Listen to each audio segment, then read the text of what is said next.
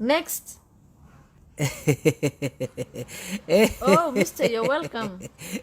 I think you're here for the interview, right? Yeah, interview. Yes, interview. Okay. We should be starting the interview right away now. Which subject are you going to be teaching? Yeah, and shafto iyo qaniyo iyo mathematics. Shafto? Ha, Okay, which subject are you going to be specializing? special. Yeah. Madam, you know teachers no money marka waxba ma haystaan macallimiinta marka bajaja marmar iska soo raacnaa mar dibi la sooliga marmar aragdiya sooliga marka specialka akalis maxaa way sheeg I meant which subject are you going to be teaching? mathematics. Bring your papers, sir. Bebas, Yeah. is it the new version? Paper. Beba, Academic paper. academic beba. It is a new beba? You know what, sir? Just go from here. Yeah. Go, I will call you. I will call you, just go. You call me. Yeah. Which number?